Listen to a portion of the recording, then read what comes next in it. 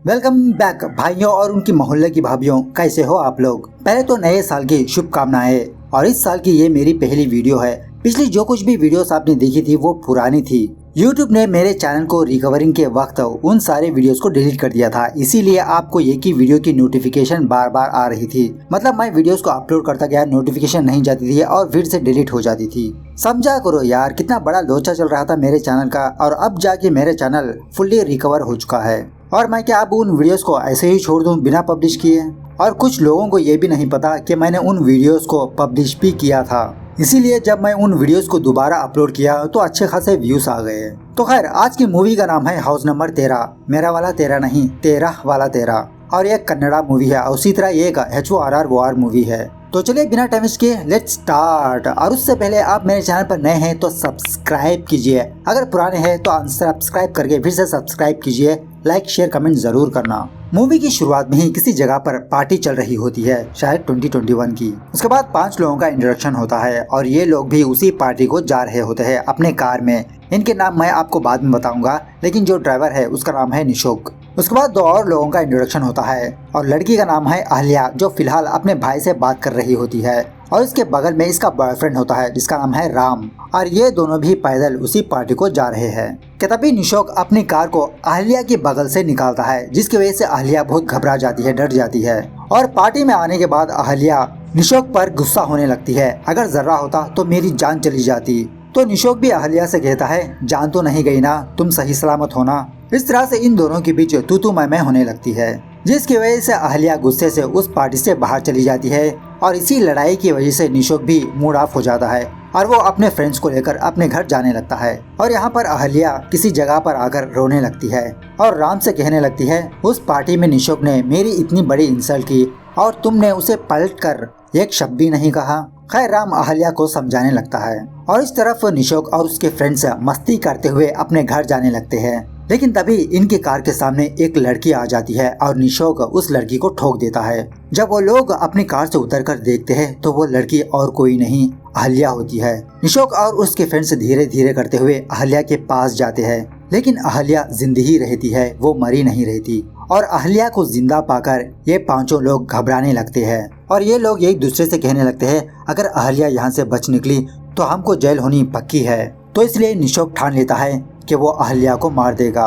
और निशोक अहल्या के गले पर पैर रखकर उसका गला दबाने लगता है, लेकिन अहल्या निशोक से अपनी जिंदगी की भीख मांगने लगती है।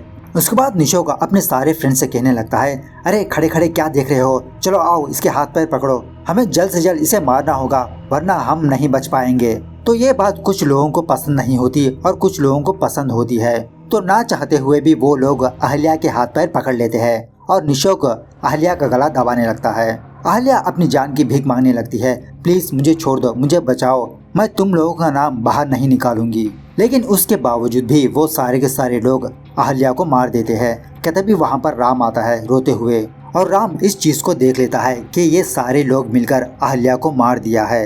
ये देखकर निशोक राम को बताने लगता है, राम अहल्या ही हमारी कार के सामने आ चुकी थी और ये एक्सीडेंट अनजाने में हुआ, प्लीज ये बात तुम किसी को मत बताना। और तभी उस रास्ते से कुछ लोग गुजर रहे होते हैं, तो वो लोग भी इन लोगों के पास आते हैं। और यहाँ आने के बाद निशोक उन लोगों को बताने लगता है कि ये देखो, राम ने अहल्या को मार दिया। ये सुनने के बाद वहाँ पर जो लोग आए थे वो लोग राम को मारते पीटते हुए पुलिस के हवाले कर देते हैं। मतलब ये 5 लोग अपना इल्जाम राम पर डाल देते हैं। उसके बाद सीन फिर से 2 साल बाद शिफ्ट होता है, जहाँ पर पहले निशोक को दिखाया जाता है जो एक अच्छी खासी जॉब कर रहा होता है। और यहाँ पर फिलहाल सड़क पर किसी आदमी का एक्सीडेंट हो चुका है और वहाँ के लोग उस आदमी को हॉस्पिटल पहुँचाने के बजाय वो अपने मोबाइल्स लेकर फोटो वीडियो शूट करने लगते हैं। क्या तभी वहाँ पर निशोक आता है और उन सारे लोगों को डांटने लगता है और निशोक उस आदमी की जान बचाने के लिए अपने कार में उसे हॉस्पिटल ले जाने लगता है। और निशोक की बातों से हमें ये बात पता चलती है कि एक इंसान की जान कितनी कीमती है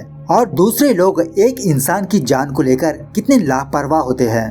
और इसी तरह निशोक के फ्रेंड्स का इंट्रोडक्शन होता है और इसका नाम है अश्वंत। उसके बाद इस लड़की का नाम है प्रीति और इस लड़की का नाम है नैन्सी। इस मोहतरमा को आप जानते हो, रिसेंटली तेलुगु में इस लड़की की एक मूवी आई थी। अगर टाइम मिला तो मैं उस मूवी को भी एक्सप्लेन करूंगा और उस मूवी का नाम है मिडिल क्लास मेलोडीज।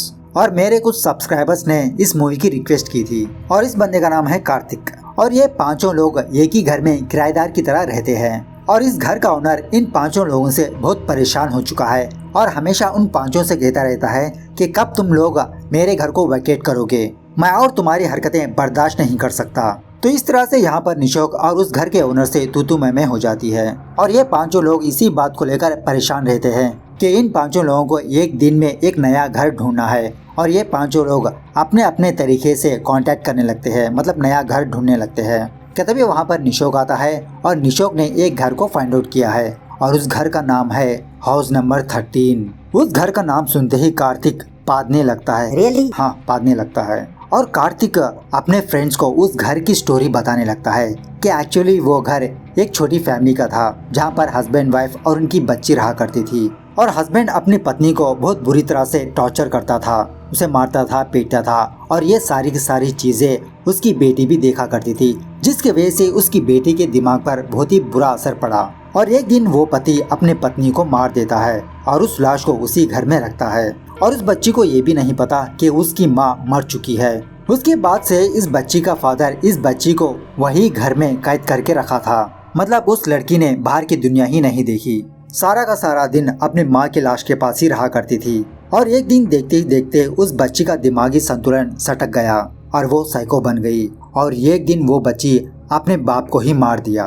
और वो बच्ची कई सारे दिनों तक उसी दो लाशों के बीच रहा करती थी, बिना खाए पिए। और ऑफ कोर्स वो बच्ची बिना खाए पिए कितने दिन तक जिंदा रहती। एक दिन वो बच्ची भी मर जाती है और लोगों का कहना है कि उस बच्ची की आत्मा वहीं पर भटक रही है। इस तरह से कार्तिक अपने फ्रेंड्स को उस घर की कहानी बताने लगता है, लेकिन निशोक इस कहानी पर बिल्कुल भी यकीन नहीं करता। खैर, इन लोगों के पास और कोई ऑप्शन नहीं है तो ये लोग उस घर को शिफ्ट हो जाते हैं। घर में आने के बाद ये लोग उस फैमिली फोटो को देखते हैं और अश्वंत गुस्से में आकर उस फैमिली फोटो को स्टोर रूम में जाके रख देता है और वो स्टोर रूम बहुत ही भयानक होता है। उसके बाद इन लोगों की फर्स्ट नाइट आती है, मतलब इन लोगों की पहली रात उस घर में। रात होने के बाद कार्तिक डरते हुए घबराते हुए निशोक के पास आता है और निशोक कार्तिक को और डराने के लिए ABCD का बोर्ड लेके बैठता है और कार्तिक से कहने लगता है, अगर तुमने इस प्रोसेस के दौरान अपनी जगह से उठा तो तुम अपनी जान को गवा दोगे। और निशोक अच्छी आत्माओं को बुलाने लगता है, अच्छी आत्मा आओ, गुड स्पिरिट कम, गुड स्पिरिट कम। और देखते ही देखते उस तरफ का दरवाजा अपने आप ओपन होता है और वहाँ से एक बॉल बाउंस होते हुए इनके पास आता है। लेकिन बाद में पता चलता है कि वहाँ पर नैन्सी होती है एंड नैन्सी इन दोनों को डरा देती है। वो सबकी फटेगी। खैर, ये तीनों वहाँ से जाने के बाद उस बोट में जो 1 रुपया का सिक्का होता है धीरे धीरे करते हुए यश के पास जाता है। गरीब लोग अगर रखना ही था तो 10 रुपए की कॉइन रखते। उसके बाद आधी रात को अश्वंत के कमरे में जो फोन होता है वो अचानक से रिंग होने लगता है। तो अश्वंत उस फोन को लिफ्ट करता है और उस तरफ एक लड़की अश्वंत को बताने लगती है कि मेरा नाम दिव्या है, क्या दीपक वहाँ पर है? मैंने कुछ दिनों पहले वहाँ पर दीपक से बात की थी, क्या अब दीपक वहाँ पर है? तो इस तरह से बातों ही बातों में वो लड़की अश्वंत से कहने लगती है कि 3 महीने पहले मेरा एक्सीडेंट हो चुका था और इसीलिए मैं इतने दिनों से दीपक से बात नहीं कर पाई। ये सुनने की देरी अश्वंत शॉक में रह जाता है, लेकिन बाद में पता चलता है कि वो सारा सब कुछ एक नाइटमेयर था। उसके बाद अश्वंत पता नहीं सुसु करने के लिए या तो फिर पानी पीने के लिए अपने कमरे से नीचे आता है और नीचे आने के बाद इसके साथ बहुत ही हॉरिबल थिंग्स पेश आने लगती है, जैसा दरवाजा अपने आप क्लोज हो जाना। और उसी वक्त अश्वंत सोफे के पीछे एक लाश को देखता है। बाद में अश्वंत को पता चलती है कि वो लाश और किसी की नहीं कार्तिक की होती है। तो ये लाश देखते ही अश्वंत घबराते हुए ऊपर जाने लगता है, लेकिन कार्तिक ऊपर से ही नीचे आ रहा होता है अश्वंत की चीख सुनकर। इस तरह से वहाँ के सारे लोग नीचे आ जाते हैं अश्वंत की चीख सुनकर, लेकिन अश्वंत उन सारे लोगों को कुछ भी नहीं बताता। अश्वंत उस बात को छुपा देता है और अपने कमरे में आने के बाद अश्वंत यही बात को सोचने लगता है, क्या मैंने जो कुछ भी देखा वो सही है या तो फिर मेरा भ्रम। और तभी अश्वंत की नजर उस खिड़की के थ्रू बाहर पड़ती है और जब भी उसको कार्तिक की लाश नजर आती है जो हैंगिंग में रहती है, लेकिन कार्तिक तो अपने बेड पर ही सोया हुआ रहता है। और इस तरफ जब प्रीति और नैन्सी अपने कमरे में सो रहे होते हैं तो प्रीति को नींद नहीं आती, वो लाइट ऑफ ऑन करती रहती है कि तभी प्रीति को एक साया नजर आता है, लेकिन नैन्सी कहती है ये तुम्हारा भ्रम है, सो जाओ। लेकिन थोड़ी ही देर बाद प्रीति और नैन्सी की कमरे में कुछ अजीब की आवाजें आने लगती है। ये आवाज सुनने की देरी ये दोनों अपने बेड से उठ खड़े होते हैं और वो आवाजें इनके बेड के नीचे से आ रही होती है। तो प्रीति और नैन्सी ये दोनों धीरे धीरे करते हुए अपने बेड के नीचे देखते हैं, लेकिन वहाँ पर कोई भी मौजूद नहीं होता। लेकिन जब वो दोनों अपना सर ऊपर उठाती है तो इनको एहसास होता है कि इनके पीछे कोई लड़की बैठी हुई है। तो फौरन ये दोनों अपना सर घुमाकर पीछे देखते हैं, लेकिन पीछे कोई भी लड़की मौजूद नहीं होती। लेकिन फिर से वही आवाजें आने लगती है। तो वो दोनों फिर से उस बेड के नीचे देखते हैं तो उनको एक भयानक सा चेहरा नजर आता है। ये देखकर ये दोनों एकदम से चीख मारने लगते हैं। तो इन दोनों की चीख सुनकर इनके सारे के सारे फ्रेंड्स इनके कमरे में आते हैं और निशो को उस बेड के नीचे देखने लगता है, लेकिन बेड के नीचे कोई भी मौजूद नहीं होता। तो प्रीति की ये बातें सुनकर कार्तिक और अश्वंत भी ये दोनों निशो को अपना इंसिडेंट बताने लगते हैं कि इनके साथ भी कुछ ऐसी ही घटना पेश आई है। लेकिन इनकी बातें सुनकर निशो बिल्कुल भी भरोसा नहीं करता और उल्टा उन सारे लोगों को डांट कर वहाँ से चला जाता है। निशोक जाने की थोड़ी ही सेकंड्स के बाद फिर से निशोक आता है और इस बार निशोक को दूसरे कपड़े पहना हुआ रहता है और इन सारे लोगों से पूछने लगता है, क्यों, क्या हुआ, तुम लोग क्यों चिल्ला रहे हो। तो निशोक का ऐसी हालत में देखकर वो सारे लोग निशोक से पूछने लगते हैं कि तुमने इतना जल्दी अपने कपड़े कैसे बदल लिए और थोड़ी ही देर पहले तुम हमारे कमरे में आए थे और फिर से तुम यही सवाल पूछ रहे हो। तो ये सारा सब कुछ देखकर कार्तिक अपने फ्रेंड्स को बताने लगता है, देखा ना, मैंने कहा था ना ये घर हॉन्टेड है और हमें यहाँ पर आना नहीं चाहिए था।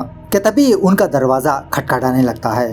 तो निशोक और उसके फ्रेंड्स धीरे धीरे कर उस दरवाजे को ओपन करते हैं, लेकिन बाहर कोई भी मौजूद नहीं होता। लेकिन तभी सडनली बाहर की जो लाइट होती है वो अचानक से फूट जाती है और इधर उधर ढूंढने पर निशोक को एक डॉल मिलती है कचरे में। तो निशोक उस डॉल को लेकर अपने घर के बाहर फेंक देता है, लेकिन वो डॉल बाहर जाने के बजाय फेंसिंग में ही अटक जाती है। घर में आने के बाद इन लोगों को कुछ अजीब सी आवाजें सुनाई देने लगती है, बहुत ही भयंकर आवाजें, और फिर से उनका दरवाजा खटखटाने लगता है। लेकिन जब वो लोग बाहर आते हैं तो बाहर कोई भी मौजूद नहीं होता और ऊपर से उस घर की लाइट भी ऑफ हो जाती है।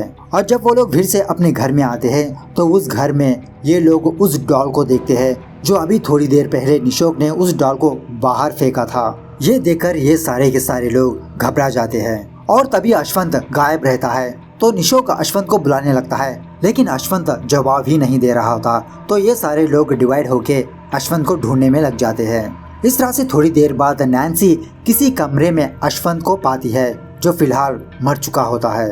अश्वंत को किसी ने मार दिया है। जब निशोक अश्वंत को उठाने की कोशिश करता है तो इन सारे लोगों को अश्वंत की आवाज सुनाई देने लगती है टेरेस पर और अश्वंत निशोक से बताने लगता है, निशोक प्लीज मुझे बचाओ, निशोक मैं यहाँ पर फंस चुका हूँ, प्लीज निशोक मुझे बचा लो। तो ये आवाज सुनने के बाद वो सारे के सारे लोग टेरेस पर जाते हैं, लेकिन टेरेस पर कोई भी मौजूद नहीं होता सिवाय उस डॉल के। महारानी झूला झूल रही होती है। ये देखकर अफसोस इन लोगों की फिर से फटने लगती है। और जब ये सारे लोग अश्वंत की लाश के पास आते हैं तो अश्वंत की लाश वहाँ पर मौजूद नहीं होती। उसके बाद निशोक और उसके फ्रेंड्स खून के ट्रायल को फॉलो करने लगते हैं। मतलब इस खून को देख के ऐसा लगता है कि किसी ने अश्वंत की लाश को घसीटते हुए ले गया है। और किसी जगह पर आने के बाद फिर से इन लोगों को अश्वंत की लाश दिखती है जो हैंगिंग में रहती है।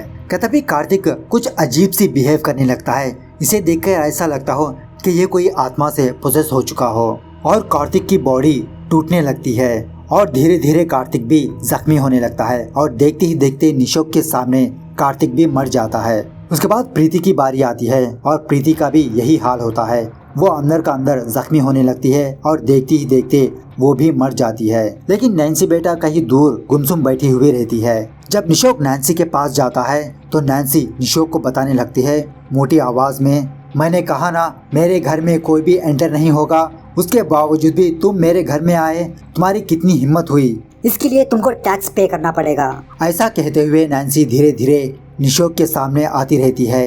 लेकिन घंटा बाद में पता चलता है कि वो सारा सब कुछ एक प्रैंक था जो ये सारे के सारे लोग मिलकर निशोक को बेवकूफ बना रहे थे।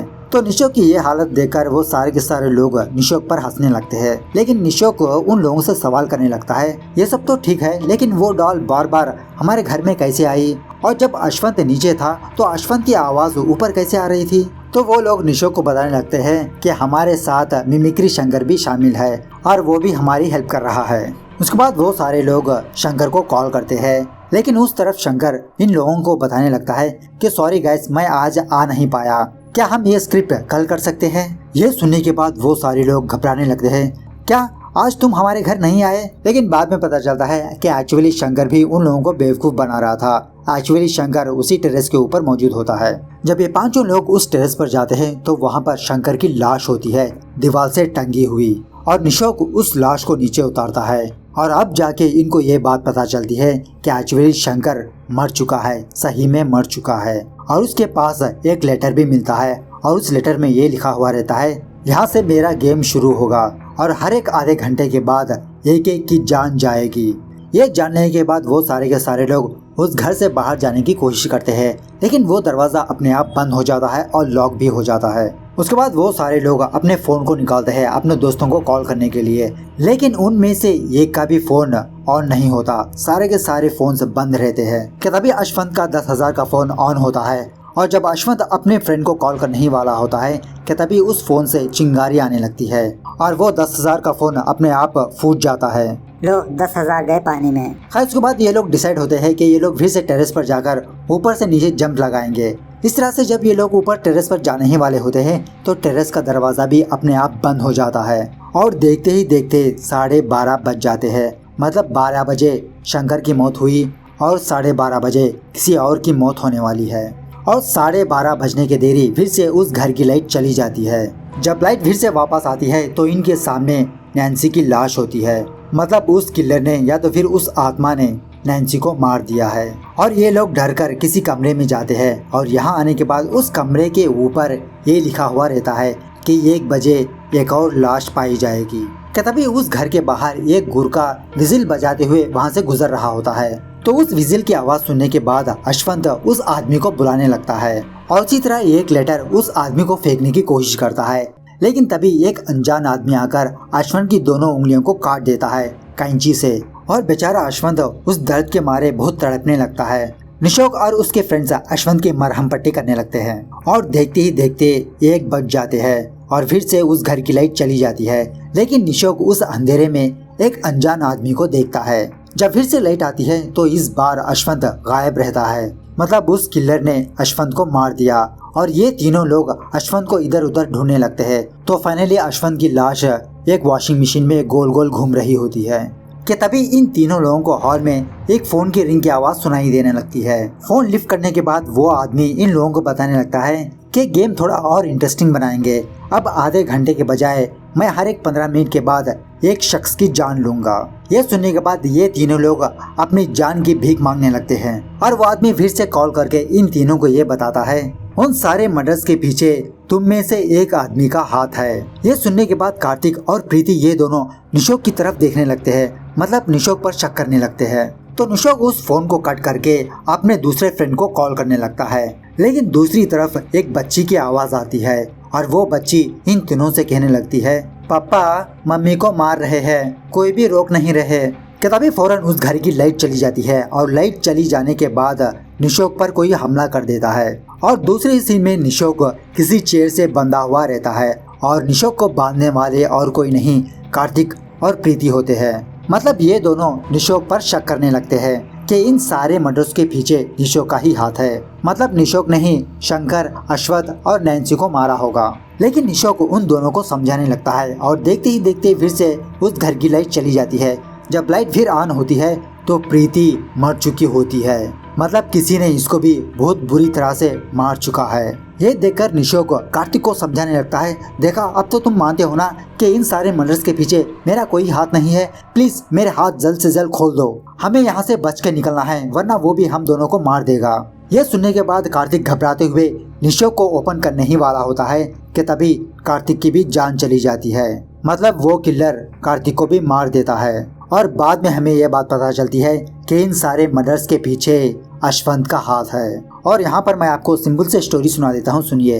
एक्चुअली अश्वंत अहल्या का भाई है और जब अश्वंत को ये बात पता चलती है कि इसकी बहन अब इस दुनिया में नहीं रही और उसी तरह अहल्या को मारने वाला राम होता है, तो अश्वंत किसी पुलिस पर हाथ उठाकर वो राम से मिलने के लिए सेल में जाता है, राम को मारने के लिए। इस तरह से सेल में राम और अश्वंत के बीच हाथापाई होती है और इसी हाथापाई के दौरान राम एक्चुअली जो हुआ वो अश्वंत को बताने लगता है कि अहल्या को मारने वाला राम नहीं बल्कि निशोक और उसके फ्रेंड्स थे।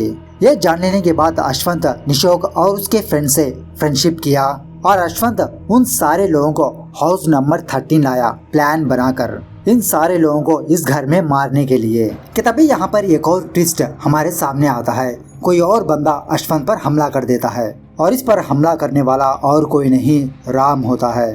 और यहाँ पर मूवी का असली सस्पेंस, असली ट्विस्ट हमारे सामने आता है। जब उस दिन अहल्या किसी जगह पर आकर बैठकर रो रही थी तो उसके पास राम आया था उसे समझाने के लिए। और राम अहल्या को कोल्ड ड्रिंक लाने के लिए साइड में जाता है कि तभी राम का फोन रिंग होने लगता है। जब अहल्या राम का फोन लिफ्ट करती है तो उस तरफ एक लड़की राम से बात कर रही होती है बहुत ही रोमांटिक मूड में। और उसी तरह अहल्या ये देखती है कि राम के और उस लड़की के बहुत ही रोमांटिक फोटोज भी मौजूद होते हैं। ये देखकर अहल्या ये जान लेती है कि एक्चुअली राम अहल्या से प्यार नहीं करता, वो उसे यूज कर रहा है। कि तभी अहल्या राम को 2-3 थप्पड़ मार देती है। तब जाके राम अपना असली चेहरा सामने लाता है और अहल्या से बदतमीजी से पेश आने लगता है। तो अहल्या राम से बचने के लिए जंगलों में भागने लगती है। तो ऑफकोर्स उसी वक्त निशोक और उसके फ्रेंड्स अपने घर जा रहे होते हैं। तो उन्हीं जंगलों में नैन्सी को कुछ अजीब सी आवाजें सुनाई देने लगती है और नैन्सी निशोक को कहने लगती है, निशोक गाड़ी रोको, तुमने ये आवाजें सुनी? किसी की चीखने और चिल्लाने की आवाज आती है देखो। और वो सारे लोग अपनी गाड़ी से उतरकर जंगलों में जाने लगते हैं। लेकिन तब तक राम अहल्या को मार चुका होता है और ये सारी की सारी चीजें निशोक और उसके फ्रेंड्स देख लेते हैं। और राम इन लोगों से रिक्वेस्ट करने लगता है कि ये बात किसी को मत बताओ प्लीज। तो ऑफकोर्स उस वक्त कोई दूसरे लोग वहाँ से जा रहे थे। तो निशोक और उसके फ्रेंड्स राम को उनके हवाले कर देते हैं और इस तरह से राम जेल चला जाता है। तो एक्चुअली ये असली कहानी थी और राम अपनी सजा पूरी करके यही इंतजार में है कि कब वो निशोक और उसके फ्रेंड्स को मारेगा। और ऑफकोर्स ये बात अश्वंत को पता नहीं थी, तो अश्वंत अनजाने में राम का साथ दे रहा था। तो खैर उसके बाद यहाँ पर राम और निशोक के बीच हाथापाई होने लगती है और इसी हाथापाई के दौरान राम अश्वंत को मार देता है और उसके बाद राम निशोक को भी मार देता है। बाहर आने के बाद राम अपने फ्रेंड को कॉल करता है, गाड़ी लाओ, मैं जल्द से जल्द यहाँ से निकलना चाहता हूँ। लेकिन जब राम अपने फ्रेंड को कॉल कर रहा होता है तो दूसरी तरफ वो लड़की की आवाज़ सुनाई देने लगती है, पापा मम्मी को मार रहे हैं, कोई भी रोक नहीं रहा, पापा मम्मी को मार रहे हैं, कोई भी रोक नहीं रहा। इस तरह देखते ही देखते राम के सामने एक अनजान एंटिटी आती है और उसके मुंह से भी एक बहुत बड़ी चीख निकल जाती है। और इस तरह से यहाँ पर ये मूवी दी एंड होती है। तो दोस्तों इस मूवी के रिलेटेड 2 बातें मैं आपसे शेयर करना चाहता हूँ। एक तो डायरेक्टर भाई साहब हॉलीवुड मूवीज को ही ब्रेक कर चुके हैं। मतलब हॉलीवुड मूवीज में 10 लोग अंदर जाते हैं तो एटलीस्ट 3 लोग तो बाहर आते हैं, लेकिन इस मूवी में एक बंदा भी बच के बाहर नहीं आया। Savage director. और दूसरी बात, लॉजिक पर आप अपना दिमाग खर्च मत कीजिए, क्योंकि डायरेक्टर ने इस मूवी में लॉजिक की माँ बहन एक कर दी है। अगर डिटेल में जाऊंगा तो बहुत सारी बातें हैं, तो वीडियो लंबी हो जाएगी। तो मूवी कैसे लगी कमेंट करके बताना जरूर। मिलते हैं अगले वीडियो में, तब तक take care, bye bye, see you soon.